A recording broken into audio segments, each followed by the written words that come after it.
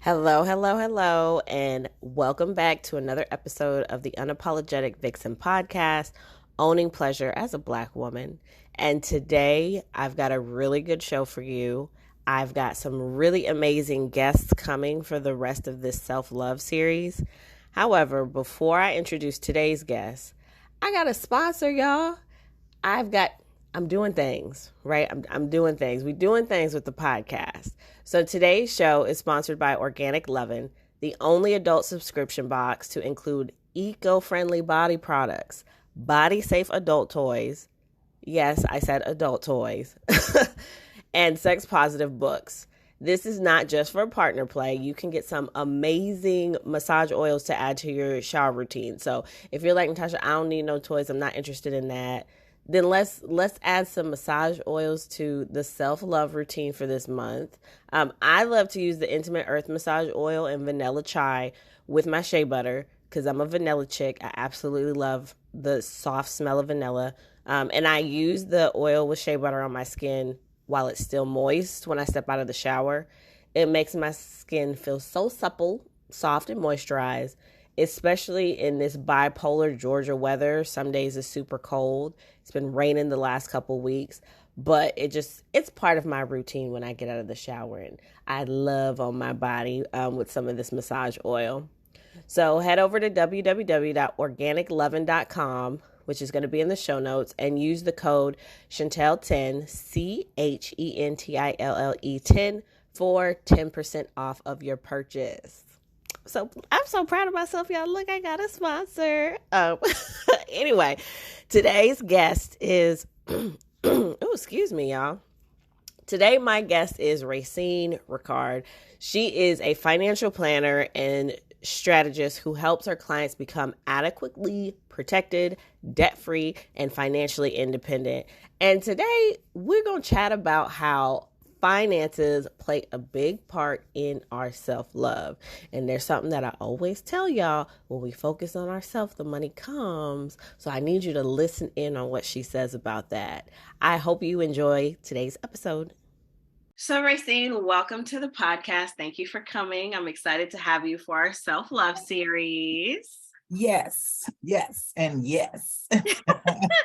So I'm going to start off by asking you, what does self-love mean to you as a Black woman? Wow, that's going to be a mouthful. Well, come on with it.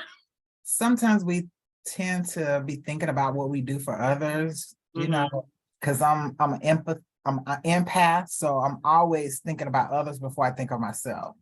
So overall, just really enjoying the me that I see in the mirror, for one, you know, and making sure I have time for me and refill, you know, my cup and my life. Yes. Because a lot of time, this is only revelation in the last 2 years, okay? So if you would have asked me this 2 years ago, it would have been quite a different, you know, response. But, I'm learning to really just relight or just replenish my light, because a lot of it I can't help pour into others, which is what I normally am doing. So, but I'm really taking time so that I can figure out other things that I enjoy, you know, and a lot of times I don't like to go out by myself to eat because I love to eat.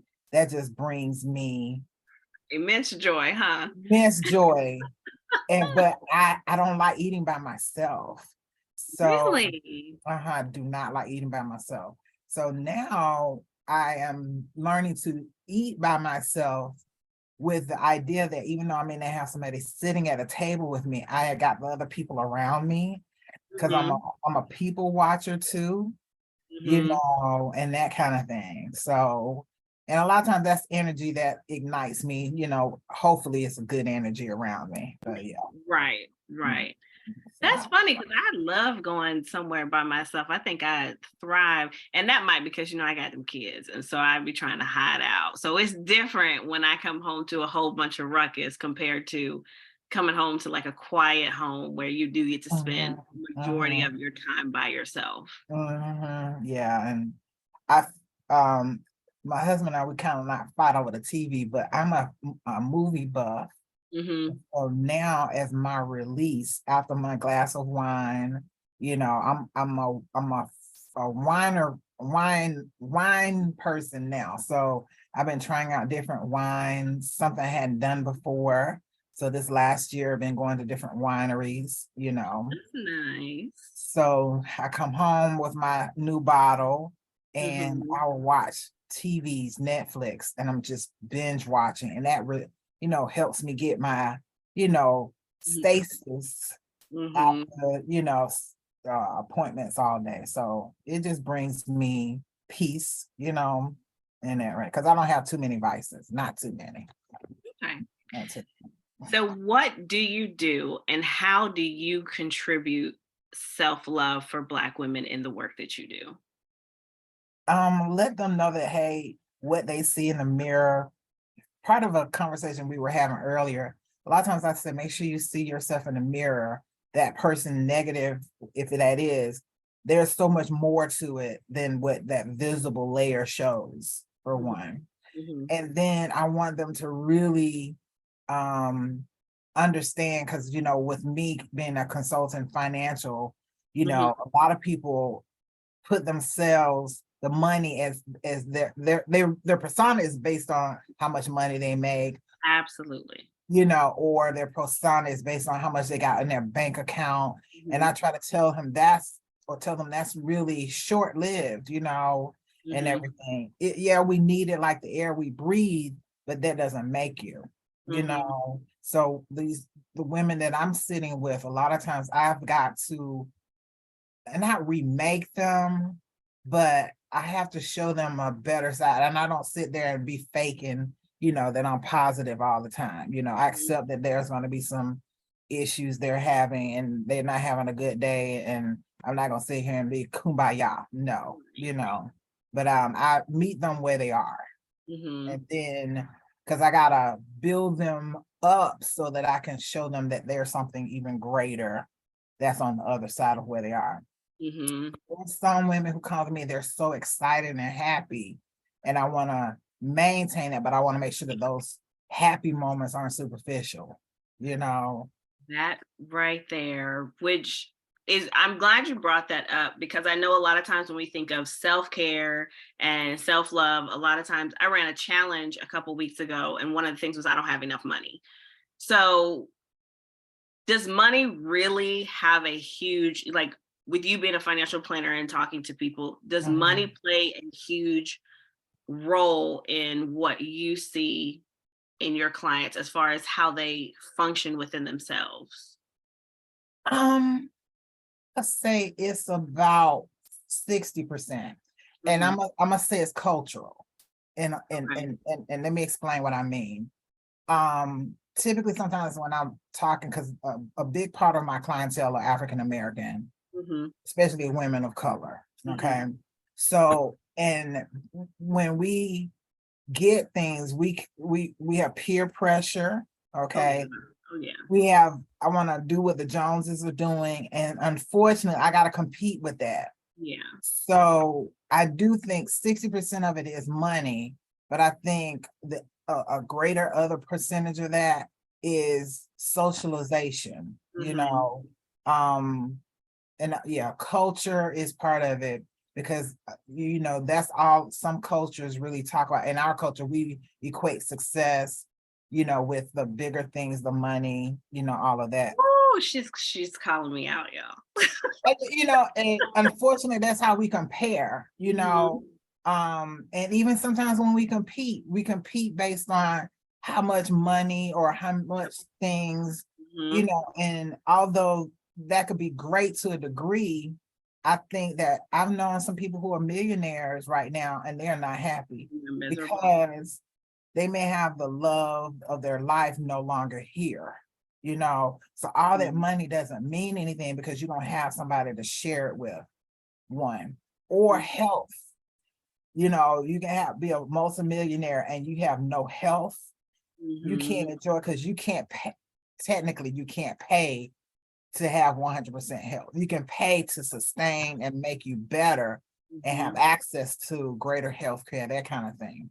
But if you've had bad habits that have started, and even in our household, I'm speaking for me, I remember eating mac and cheese like it was what's that, the 4 vegetable meat.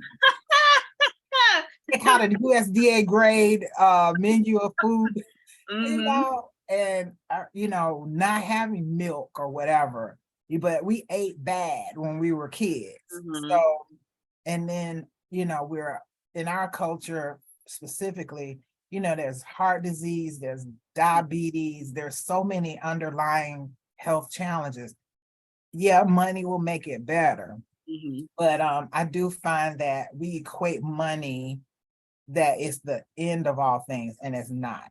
Absolutely. That is absolutely the truth. I spent 2022 doing a lot of reflecting on equating success to my bank account, because without the money in my account, I felt like a failure, right? And so it was always like, I got to do more, I got to do more, I got to do more. And in doing more, nurturing that connection with myself was on the back burner, because there was that survival mode. Like, I got to do this, I got to do that. And so I know a lot of my listeners are like, they're check boxers. So we go through life.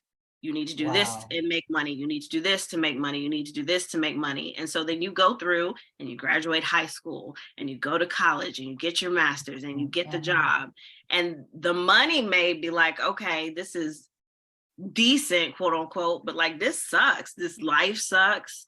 It's not giving what it's supposed to give. And why am I not happy? And I've done all the things. I'm living the life that this money is, everyone said this money was going to give to me. So what is your advice for those that are in that position where it's like, I did it, y'all lied to me, I did the things, and I still don't feel it on the inside? While you were talking, I was thinking, if some of us haven't, or some of your listeners haven't seen Best Man, the new one yet. I have not seen it. Okay. And Sanaa Lathan was telling Taye Diggs' characters, hey, part of our relationship that's going downward is because you're always shooting for that next thing. It's always that next thing. So Racine, looking in at both of them, I'm saying, wow, they got everything going from them. He's a successful playwright and author, and she's a successful caterer and everything. So their love talk to each other and what they think is important. Yeah, money was important, but for Sanaa's character, it was being societal to, working culturally in her community and giving of herself. That was her idea of success. Yeah, you needed money to do all those things, but she was community. Whereas him was, hey, I gotta prepare for my family. I need to go do the next play. I need to go write the next book. This is not what I want. This is the big house we need because, hey, we need to move up. We don't need to stay in our old community. So it was always it caused a rift in their relationship because she said, you are always chasing the next thing. So going to what you just said, we go through knowing where our humble beginnings are. We've always been taught, hey, to reach for that next thing.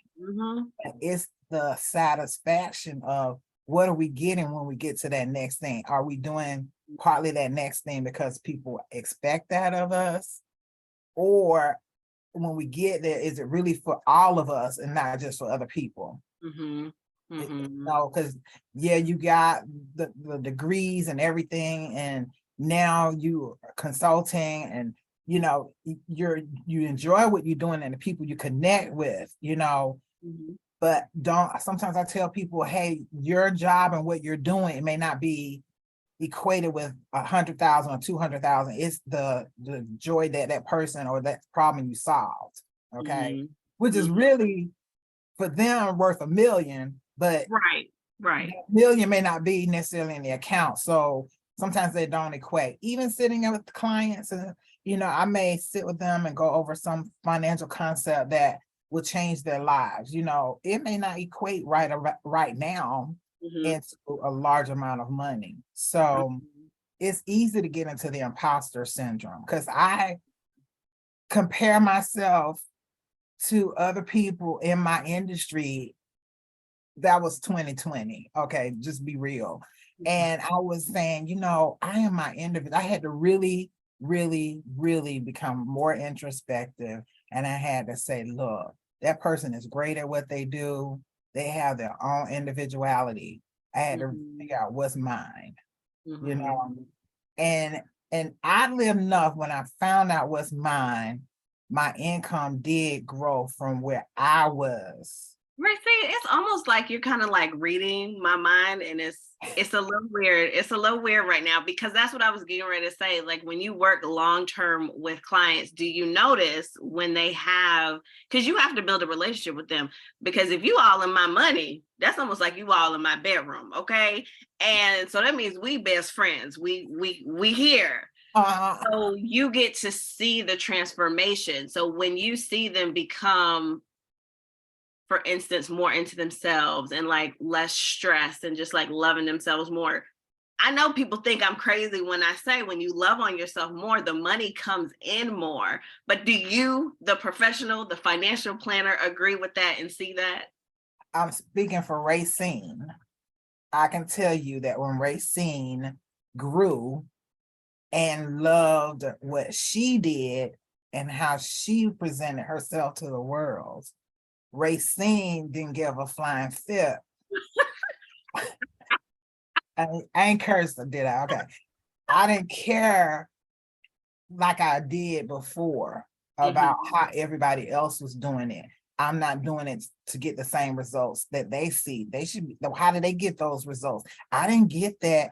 I want to be like them. I need to go put more makeup on. I need to go and dress better. I need to go. So you end up getting caught up in somebody else's story instead of creating your own story, and putting your own chapters together.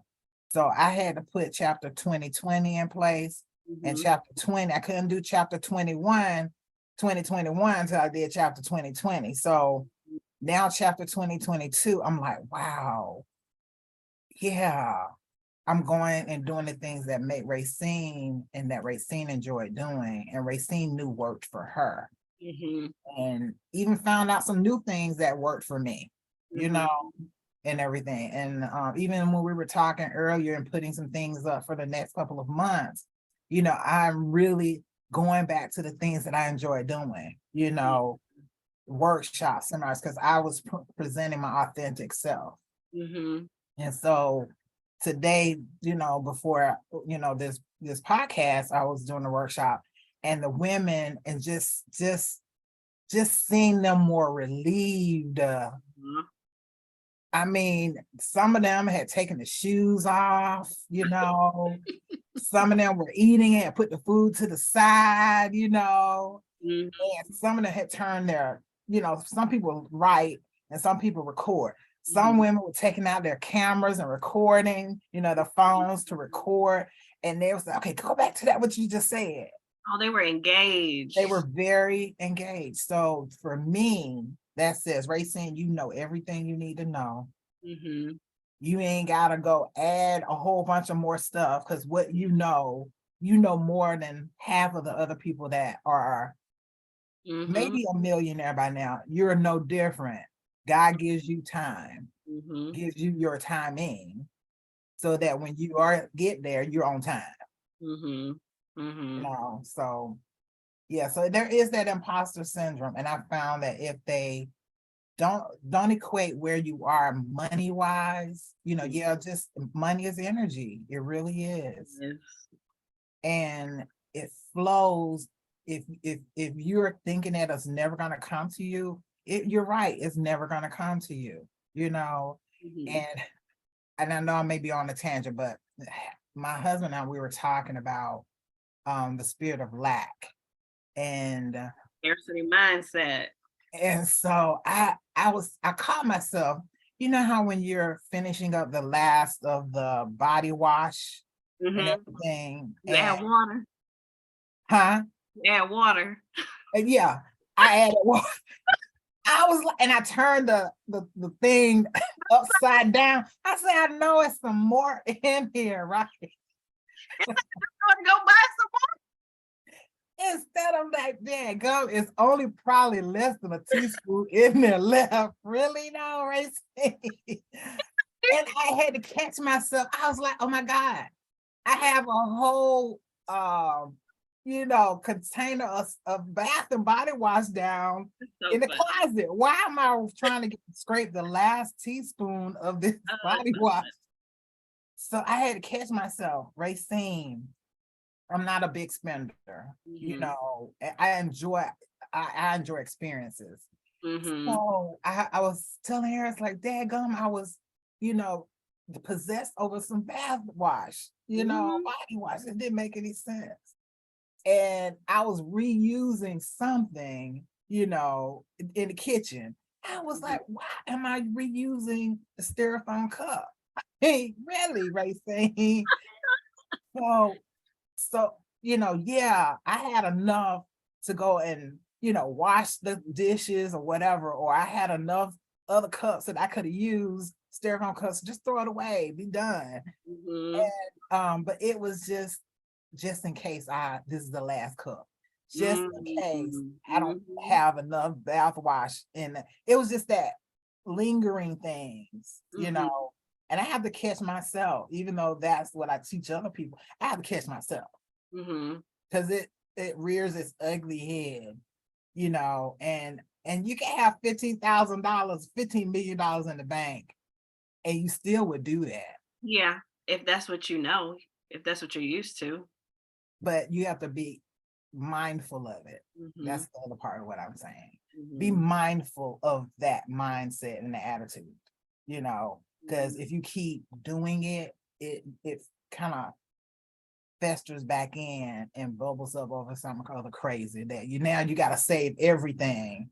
You become a hoarder. It manifests in so many other little things you do. So we kind of talked about those that have checked the boxes and have the money.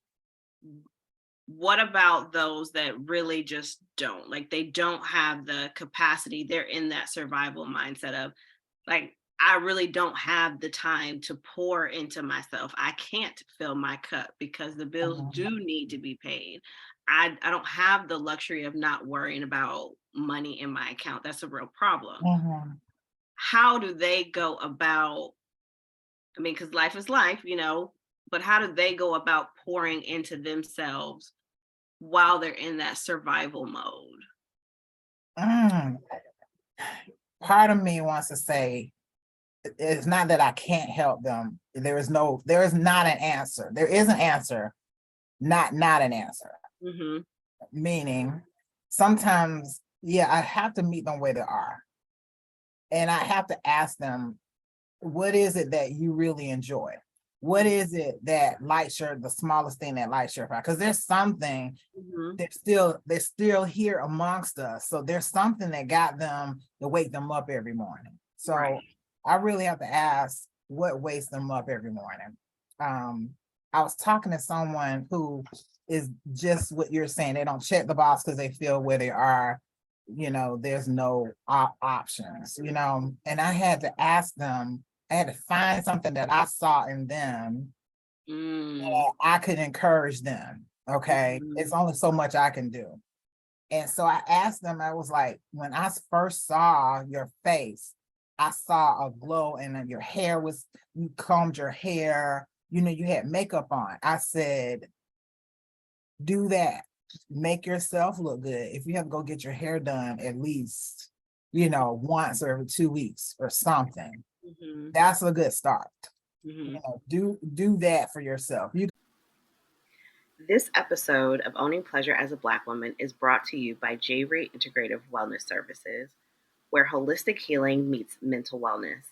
At J-Rate Integrative Wellness, we understand that life's demands can take a toll on your mind, body, and your spirit.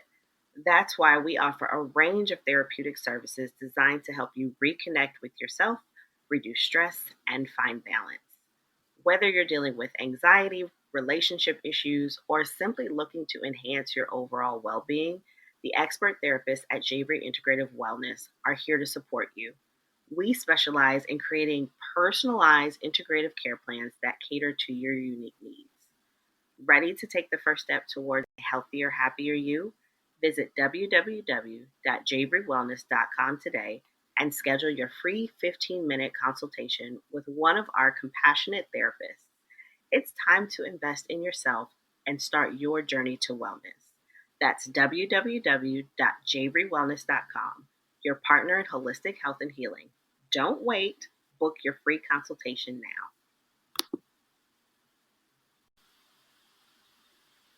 This episode of Owning Pleasure as a Black Woman is proudly sponsored by Organic Leaven, your go-to source for all natural, body-safe products that enhance your intimate experiences.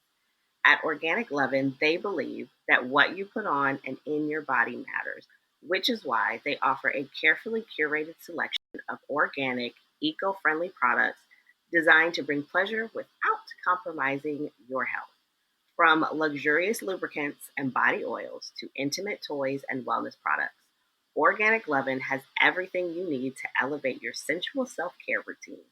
Each product is crafted with the highest quality ingredients so you can indulge with confidence, knowing you're choosing the best for your body and the environment.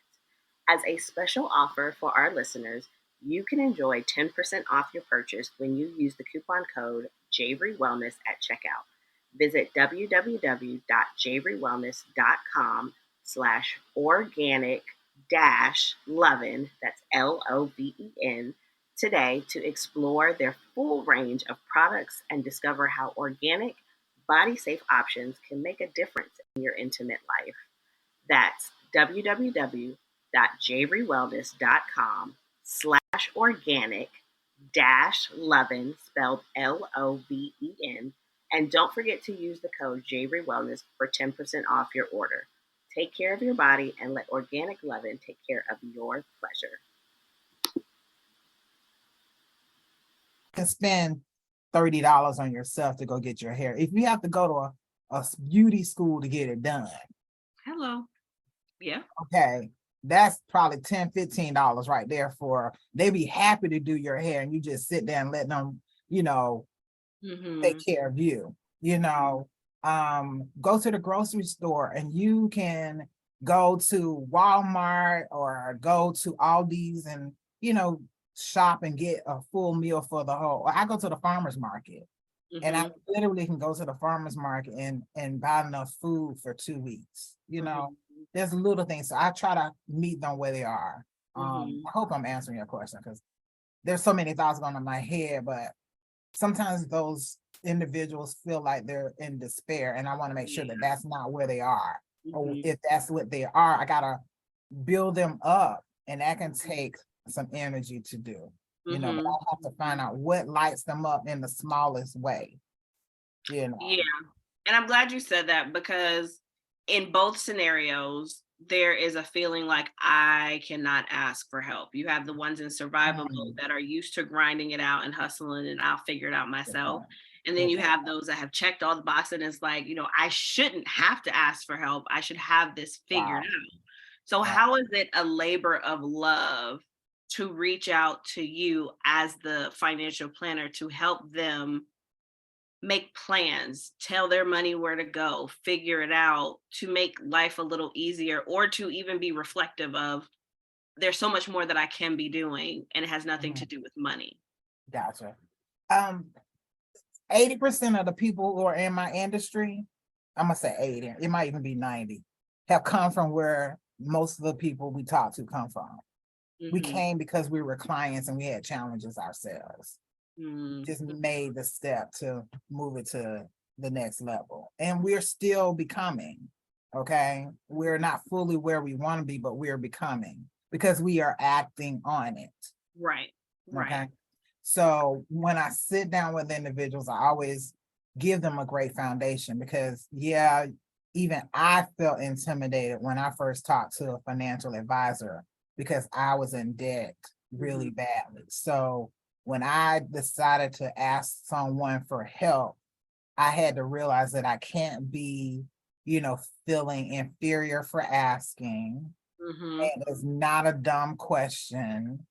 Me asking is not a reflection on me as a person, Right, you're not a failure for not a asking for help. failure. It to me, it's like when you go to the doctor, when you get sick because you got a sore throat or whatever, do you not go to the doctor and ask for help? Did you feel inferior for going to the doctor to ask for him to give you some antibiotics or cold medicine? To me, it's the same thing. You can sit there and try to medicate yourself, even that more than likely ain't gonna necessarily be the best thing. But you ask for help is you going to the next level to me. It really is going to the next level. It's you saying there's another version of me and the environment that I want to have for my family by asking somebody who I was always big. I got to talk to people who know more than me. Okay. Even sometimes, Tasha, when I'm talking to you, I may feel uncomfortable asking you something. Really? That's so interesting that you say that, because as you're talking about being open and all the things that we shouldn't do, what the work that we do is the most intimate side of people, where there is a lot of shame and a lot of embarrassment and a lot of guilt between pleasure and intimacy and money and intimacy. It's like, oh, you want me to talk about what? And immediately the anxiety shoots through the roof and they're intimidated, because I feel that way when I'm talking to you about my money.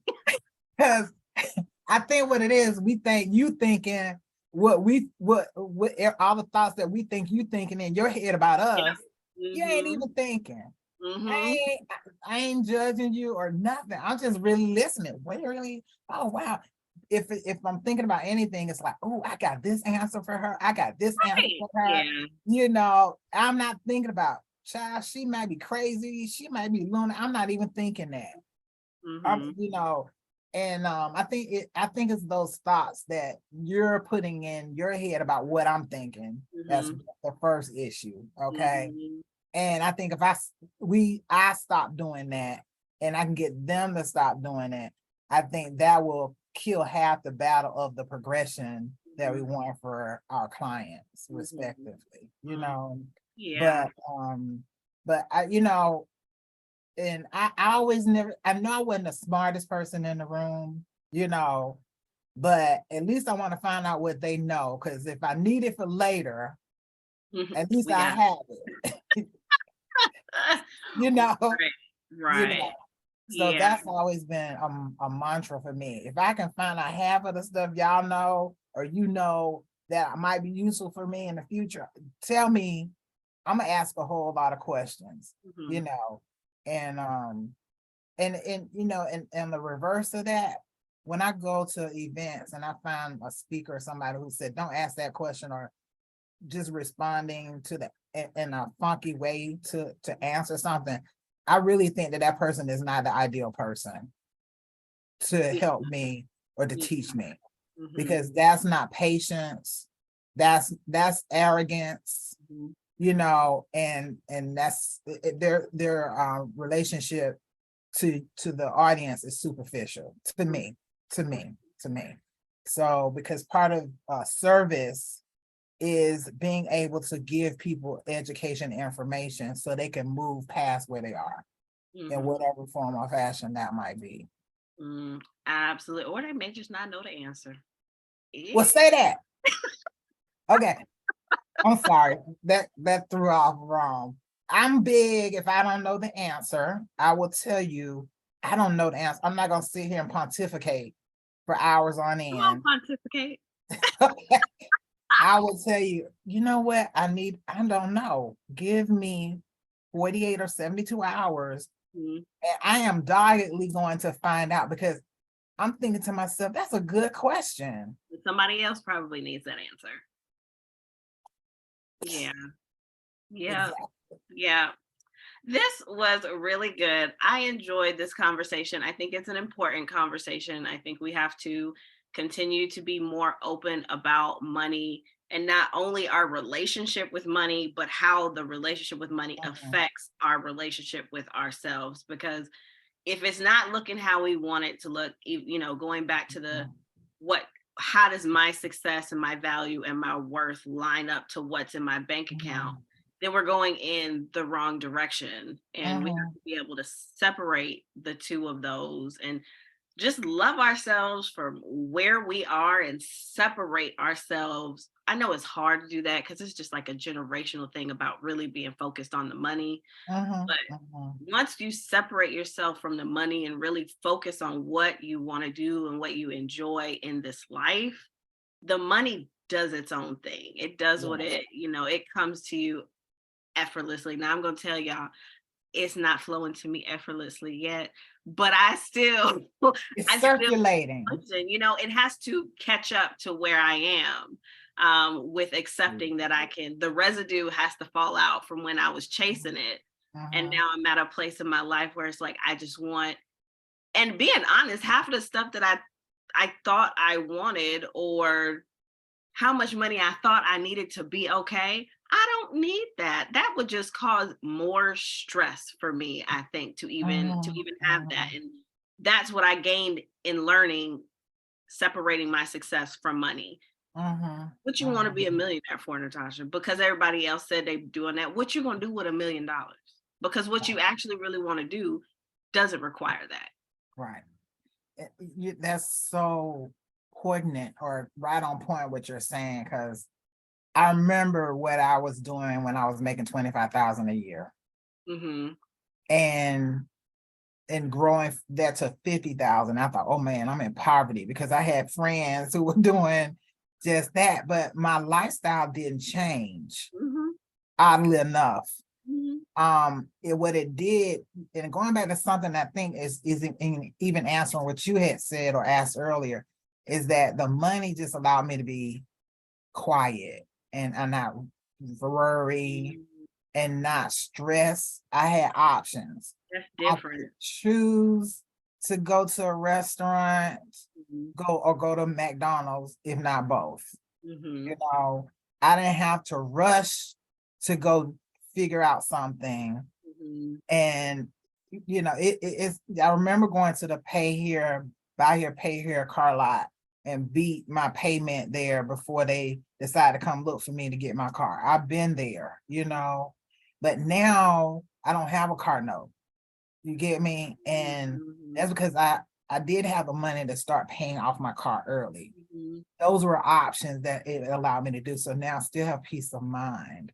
I just think when you get it, whether you got 25 or 50, if we learn what to do with it, I love myself even more as the money comes, in the sense that now I can be freer to be who I am. I really think that that's part of it. I'm really saying, Racine, you are really, stress is no longer that hard. You got other stressors, but worrying about money is not necessarily one of them, because everything is paid, or half of the stuff is paid. I ain't got to go and work a whole extra day just to bring in $1,000. I can choose to sit at home and watch Netflix instead. You got better choices. Is that how I want to say it? And that, folks, is what you call thriving. That is thriving, and it is possible. It's so possible. Oh my God, it's so possible.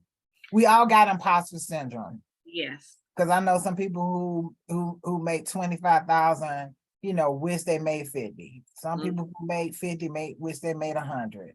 I got some people who make $500,000 that wish they made. Right, always reaching for that next best thing instead of appreciating and loving the moment that you're in, which, I'm definitely going to talk about later, about being okay and having gratitude with who we are right now in this moment with the things that we have. Because once that's gone, like once you are going from that like 50,000 to that 100,000, you're never her again. Like you're never that person again. And now you're someone new. And it's almost like I have to release her to be this, because you have to have a different mindset at that point. And that's, I don't know why for me, other people may be like, what? But that's sad to me, to release that version of me. Every time I transition, I recognize that there's a part of me I'm never going to be again. And for me, that realization is a little sad. Do you look at it as that person was do you look at it as the progression is that you are a better version of that old person? Or Yeah, but yeah. in order to level up, like for instance, you know that the person that makes 250,000 a year, you can't operate the same way if you're a millionaire. Like it's just you can't. There's certain ways you have to move differently. There's just different things that you have to do. But if you're trying to operate in that same mentality as that same person, that can block you from certain things, you know, or if you're trying to reach that goal, what got you there is not going to get you there. But then you get comfortable, you know, for instance, if you get to a place where it's like, gosh, I love myself so much, I've done the work, and then someone like you comes and says, oh baby, I need you to stretch, but I just got comfortable with her. What do you mean I have to stretch some more? I don't know what that looks like. So there is that grief of I've gotten so equated with, you know, equate, you know what I'm trying to say. I know But what you're saying. I've done that. I've done the work, and you want me to have to go through this cycle again and figure it out all over again. And I think sometimes there is this exhaustion or this like the lack of wanting to be responsible and accountable for leveling up, because one, we've never seen what it looks like, because some of the money that we're making, our families have never made it, so we don't know how to act. We can't interact with the same friends, we can't be in the same environments, and it's like there's so much of me that I have to release to go to this next level. And yeah, I know this is a whole nother different conversation, but that's sad. And I think sometimes it's like I don't want to release, which leaves you in a space of stagnation, which makes you angry. And that's not a form of self-love. That's to me, a form of self-sabotage. Right. That is a conundrum, and I get what you're saying too. And even while you were talking, I was thinking during that time from the releasing the old and going to the next. So even I've been through what you're saying, and I was thinking, dang, I don't even have time to celebrate where I am. And I found that even from 25 to 50,000, it was a different mindset, and I didn't take the time to celebrate, you know, and I felt the conundrum because it highly enough, it was a change in, you know, where I lived and the friends, you know, because now the same things I liked, they didn't like or whatever. But I think the next transition, I think between the grieving of the old self and trepidation for the new self, next level, I think sometimes we got to stop and enjoy where we are at that moment. Absolutely. That's what I think my answer is going to be, because I know that conundrum. I know what you're saying. So I think I'm not celebrate too long, because you get stuck. Yeah, you get stuck. But celebrating where you are, because that's an accomplishment, and realizing that accomplishment needs to be acknowledged, you know, and don't look at it as grief. You just gravitate it. Oh, I like that. It really is gravitating, and because we can't be the same, you know, we can't, and no matter what in life, we can't. And I know that sounds hokey, you know, and it's true. But even now, I feel, you know, that I'm a more loving person. I'm more open-minded now, you know, because I don't have the same hangups. You know, I thought people not gonna love me because I ain't got enough money. I ain't got the right clothes on because I ain't have enough money to buy the right designer outfits and stuff like that. And now I'm like, really? Okay, I could have one designer outfit. It ain't gonna make me more attractive than anything. You know, it doesn't matter, whatever designer it is. But I found that I'm a little bit more loving. So when I talk to, you know, becoming more intimate with, you know, my better half, it's like now I'm not feeling ashamed or whatever I want. You know, I'm good at saying, look, dude, this, that, and the other. Okay. Right. We get This what ain't you working. need. You know, this is the new me. I need this. You hear me? Yeah. You know, and so let me call Natasha because I need to ask her how we need to handle this part because this, and then, you know. Yep. I love that. I love that so much. So what do you have going on that people can maybe come to, reach you? How can they get your goodness with money and loving themselves without that pressure of money? Well, going back to what I knew worked for Racine, I'm starting my quarterly, hopefully, if not every 6 months, pamper parties. Woo woo.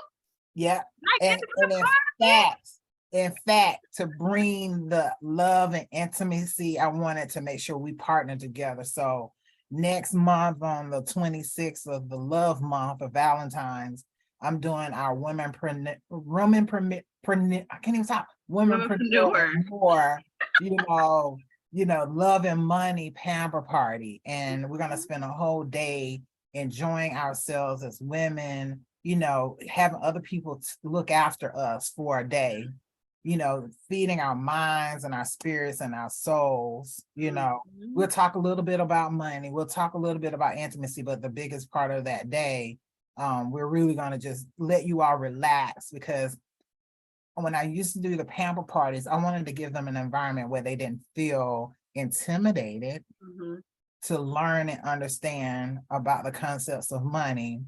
And then, women, we'll come together. Usually we'll bring our girlfriends with us whenever we're going somewhere. So if I can get you in an environment where I can get you to learn and love and be quiet and be still, then you'll go back out into your community, into your family, more empowered, so we're doing that February 26th here in Atlanta at Iwi Fresh Oasis Day Spa, and then definitely we can get the details to everybody so that they can come and spend the day with us there. Absolutely. That is going to be in the show notes. I'm so excited for that. I'm so excited for you bringing that back. When you told me about that, I was like, well, why you don't do that anymore? That sounds amazing. So I'm excited for you to bring it back and to be able to be a part of it. Because I feel like that's the ultimate self-love, not just, going to the spa, but it's like, I'm inviting you, I'm not asking you, I'm inviting you to spend 5 hours out of your day to focus on yourself. And I know that that's not easy because it's like, there's so many other things that I could be doing, but we're inviting you to just do you, like to just focus on you. So I love that concept. So that's going to be fun. What else do you have going on for those people that don't live in Atlanta and still want to do something with you or experience your education? Gotcha. We're definitely doing March is Women's History Month. So I do some virtual workshops, especially on investing. So I'll be doing that. Usually March 15th is usually when that happens. And then July, before the kids go back to school, I'll do a workshop for kids and money. So for those that have kids, I'll do an interactive session with them and it'll be virtual and live. We do a hybrid for that because kids are very visual, so if your kids are between 7 to 12, and then 12 to 15 age groups, I have separate, programs for them or virtual workshops for them because their interaction is different, That. And where can everyone reach you, stalk you, follow you, whatever you want to call it? Sure. Facebook business group is Racine Rikard Dream Team on Facebook. And then we have Instagram at Racine_Rikard, and that's Racine RACINE _Rikard RIKARD. And my email address is info@racinerikard.com, and our website is racinerikard.com. Okay. I will have all the tongue-tied, right?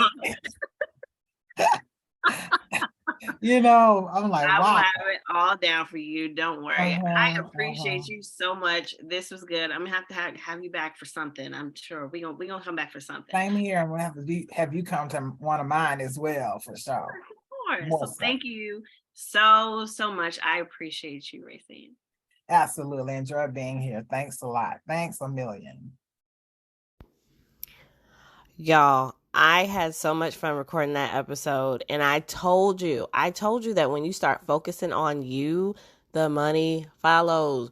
Racine confirmed it. The more we focus on our self-love, the more we focus on ourselves, the more we put ourselves higher on the totem pole, the more money we attract. So just try it. All you got to do is try it. All of Racine's information is going to be in the show notes, including our Womenpreneur and More Pampered pop-up. So if you are in the Atlanta area, February 26th, come hang out with us at Iwi Fresh from 2 to 7 and get your relaxation and rejuvenation on. Come on, we deserve it, y'all. We deserve it. If you enjoyed this episode and are loving the focus on self-love and you cannot join us in Atlanta, then join me for the 28-day Love Thyself Challenge. Each day, you're going to get one small task that is going to help you get that much closer to falling in love with the you that you see every single day. So that is in the show notes. I love this episode, and I love the rest of the episodes coming.